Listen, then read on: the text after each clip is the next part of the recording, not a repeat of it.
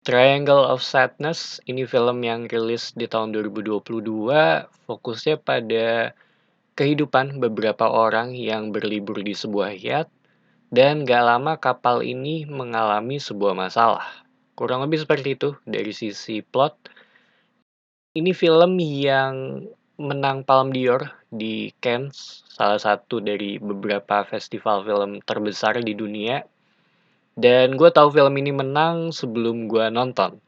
Jadi ekspektasi gue agak sedikit tinggi ya untuk film ini. Cara cerita juga, gue rasa kita ngelihat dari sudut pandang pasangan model yang bernama Carol dan Yaya. Mereka berlibur di yacht sambil mencari foto untuk Instagramnya si Yaya. Dan di sisi lain ada beberapa keluarga yang terhitung kaya datang untuk berlibur di kapal ini. Dan gak lama semuanya mengalami sebuah masalah ya. Sekilas agak ngingetin gue dengan White Lotus HBO, walaupun ada perbedaannya. Ketika gue nonton sekitar setengah jam, gue ngerasa ya bisa dibilang ini film sebagai sebuah sindiran gitu terhadap kehidupan saat ini ya.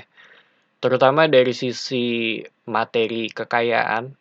Dan kelihatan banget perbedaan kelas sosial ya, dari yang kaya ke working class. Di mana ada satu bagian yang gue inget ketika gue nonton, itu ada salah satu penumpang yang menyuruh pekerja untuk berenang di pool yacht ini. Dari awalnya yang dia nggak mau gitu, ya tentu karena dia sedang bekerja ya. Terus dipaksa dan akhirnya jadinya satu kru ikutan berenang. Itu menurut gue salah satu hal yang cukup ya terbilang cukup konyol sih. Terus ada aspek media sosial seperti foto-foto, post di online.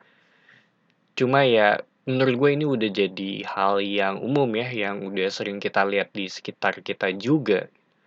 Padahal ya kalau ngomongin film ini semuanya balik lagi ke manusia, dimana ya sama aja gitu. Dan kalau ngomongin yang gue suka dan yang nggak gue suka untuk film ini, yang nggak gue suka itu ada di bagian porsi sindirannya ya, yang terhitung cukup banyak, jadinya agak mengurangi sisi elegan di film ini kalau menurut gue. Ya, gue rasa bisa sedikit lebih diperhalus gitu, tapi tetap menyampaikan tujuannya. Terus bagian muntah-muntahnya juga di pertengahan film itu buat gue agak berlebihan.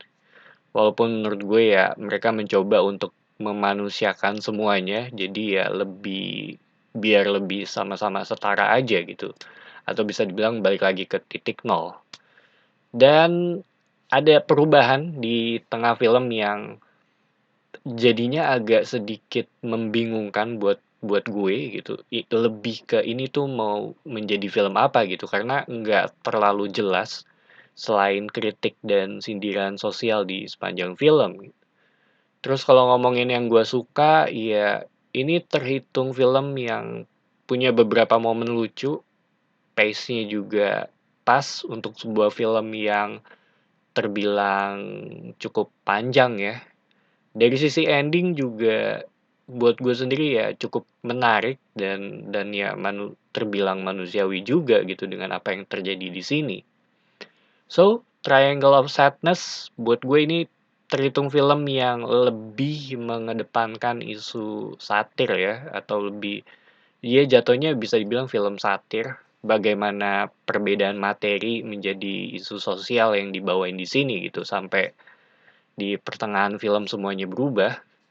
Dari sisi trailer juga buat gue agak sedikit spoiler ya gitu. Gue lebih suka kalau mereka nggak menampilkan perubahan yang terjadi di sana. Dan untungnya gue nggak nonton trailernya, jadi gue langsung nonton filmnya. Begitu gue selesai nonton, gue penasaran gitu, pengen ngeliat trailernya seperti apa gitu. Dan untungnya ya gue nonton film ini duluan. Terhitung film yang ya cukup lucu, gue sendiri suka bagian di awal sampai ke pertengahan film ya, tapi begitu berubah di bagian itu ya gue agak kurang suka sih, karena ya jadinya lebih ke berasa aneh aja gitu, lebih ke bingung mau dibawa ke arah mana gitu. Dan jadinya ya cuma satir aja gitu sepanjang film. Dan ini juga cukup jelas bukan film untuk semua orang. So, itu aja opini gue mengenai film ini. Thank you for watching. It's me Pat signing off.